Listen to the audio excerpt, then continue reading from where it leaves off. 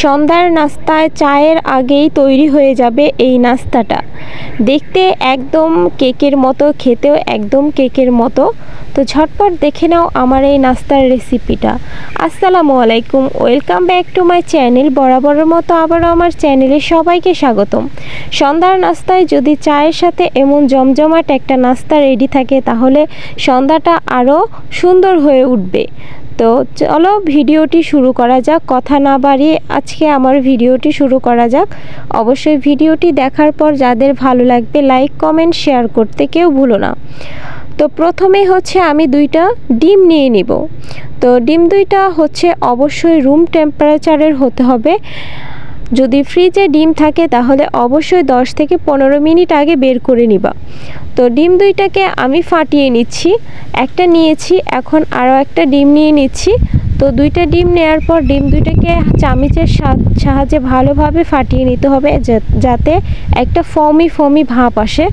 তো দেখতেই পাচ্ছ আমি কিভাবে করছি। অনেকক্ষণ যাবত সময় নিয়ে প্রায় 10 থেকে 12 মিনিট আমি এভাবেই করেছি। তো এখন নিয়ে নিলাম হচ্ছে 2 চামচ চিনি। নাস্তা যতটুকু পরিমাণ বানাবা ততটুকু পরিমাণ চিনি নিয়ে নিবা। আমাদের বাসায় অল্প লোক ছিল, অল্প সদস্য ছিল, যার কারণে আমি অল্পই বানিয়েছি। দেখতেই পাচ্ছ একদম চিনি দেওয়ার পর একদম দুধের মতো হয়ে গেছে। উপরে একটা ফমি ভাব চলে আসছে। ডিম দুইটাকে ভালোভাবে ফাটিয়ে নিতে হবে। ওই কাজটা অবশ্যই একটু সময় নিয়ে করতে হবে। তো এর মধ্যে আমি দিয়ে দিয়েছি 2 চামচ গুঁড়া দুধ। গুঁড়া দুধটা নেওয়ার পরও ভালোভাবে মিশিয়ে নিচ্ছি। তো দেখতেই পাচ্ছ এই পর্যায়ে এর মধ্যে দিয়ে দিব হচ্ছে রান্নার তেল দিয়ে দিলাম হচ্ছে 2 চামচ তেল দিয়ে দিলাম। এখন তেলটা দিয়ে দেওয়ার পর আবারও ভালোভাবে মিশিয়ে নিচ্ছি। তো চামচের সাহায্যে আমি ভালোভাবে মিশিয়ে নিচ্ছি যাতে একটা ফমি ভাব চলে আসে, এভাবেই করছি। তো এর মধ্যে দিয়ে দিলাম 1 চামচ বেকিং পাউডার দেওয়ার পর অবশ্যই আরও ভালোভাবে নেড়েচেড়ে মিশিয়ে নিতে হবে। তো বেকিং পাউডারটা হচ্ছে অপশনাল, তোমরা চাইলে দিতে পারো, যদি না থাকে স্কিপ করতে পারো, সমস্যা নেই। তো আমার কাছে ছিল সেজন্য আমি দিয়ে দিলাম। তো এর মধ্যে এখন আমি হচ্ছে দিয়ে দিব পরিমাণ মতো লবণ। তারপরে হচ্ছে এর মধ্যে দিয়ে দিব আটাটা অবশ্যই চেলে নিতে হবে। যদি একটু দানা দানা থাকে তাহলে ডোটা সুন্দর হবে না। তো আমি আটাটা চেলে নিয়েছি। তো আমি অল্প করে দিয়ে দিচ্ছি। আমার 2টা ডিমের জন্য যতটুকু পরিমাণ লাগছে আমি আস্তে আস্তে দিয়ে তারপরে ডোটাকে তৈরি করে নিচ্ছি। তো এখন আমি হাতের সাহায্যে ভালোভাবে ডোটাকে তৈরি করে নিলাম। দেখতেই পাচ্ছ একদম সফট একটা ডো তৈরি করে নিলাম। এখন ডোটাকে আমি 10 মিনিটের জন্য রেস্টে রেখে দিব। তো 10 মিনিটের জন্য রেস্টে রেখে দিলাম। ফিরে এলাম আবারও 10 মিনিট পর। তো এখন হচ্ছে আমি একটা চুলাতে দিয়ে দিলাম কড়াতে এখন পরিমাণ মতো তেল দিয়ে দিব।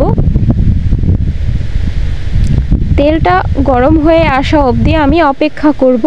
তো কড়াতে দিয়ে দিলাম তেল, একদম লো আঁচে রেখেছি। লো আঁচে রেখে এখন তেলটা গরম করে নেওয়ার পর আমি এখন একটা করে বল শেপ করে দিয়ে দিব। নাস্তাটা বানানোর জন্য অবশ্যই চুলার আঁচটা একদম লোতে রেখে তারপরে ভাজতে হবে নাস্তাটা, তাছাড়া ভিতরে ভাজা হবে না, উপর দিয়ে পুড়ে যাবে, এরকম হবে। যার কারণে একদম লো আছে আস্তে আস্তে ভেজে নিতে হবে। তো দেখতেই পাচ্ছ আমি সবগুলো দিয়ে দিলাম। এখন আস্তে আস্তে ভেজে নিচ্ছি একদম লো আছে। তো একটা চামচের সাহায্যে আলতো হাতে উল্টিয়ে পাল্টিয়ে দিচ্ছি। একদম ফুলে উঠেছে, কারণ একটু বেকিং পাউডার দেয়া ছিল। একদম ফুলে নাস্তাগুলো দেখতে আরও সুন্দর লাগছে। তো সবগুলোকে এভাবে আমি উল্টিয়ে পাল্টিয়ে নিচ্ছি, দেখতেই পাচ্ছ। আর আজকের এই ভিডিওটা দেখার পর আশা করি আমার প্রত্যেকটা বন্ধুর কাছে ভালো লাগবে।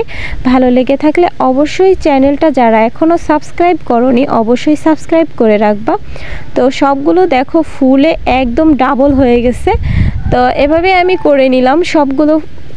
দেখো ভাজা প্রায় হয়ে গেছে, নামিয়ে নিলাম। কাছ থেকে একটু দেখিয়ে দিচ্ছি, কালারটা দেখো কত সুন্দর আসছে। সবগুলো আমি একইভাবে ভেজে নিলাম। তো বাকি যেগুলো ছিল সব বাকিগুলোও দিয়ে দিলাম এবং ভেজে নিলাম।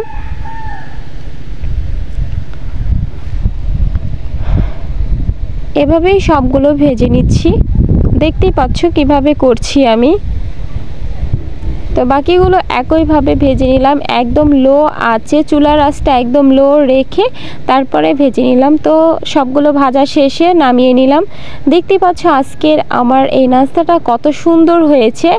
একটু কাছ থেকে দেখাই তোমাদের, আর একটু হাত দিয়ে দেখাই, একদম স্পঞ্জি নরম হয়েছে, যেমন তুলতুলে নরম, আর হচ্ছে ভিতরটা একদম সফট, খেতে দারুণ হয়েছে। একবার যদি না বানিয়ে খাও তাহলে বুঝতে পারবে না, অবশ্যই একবার বানিয়ে খেয়ে দেখবে, ভালো লাগবে। তো আমার এই ভিডিওটা ভালো লাগলে অবশ্যই আমার চ্যানেলটা সাবস্ক্রাইব করে রাখো নতুন নতুন আরও ভিডিও পেতে। আর এই ভিডিওতে লাইক কমেন্ট শেয়ার করতে কেউ ভুলো না। তো আজকের মতে আর কথা বাড়াবো না, সবাই ভালো থাকবে। আল্লাহ হাফেজ।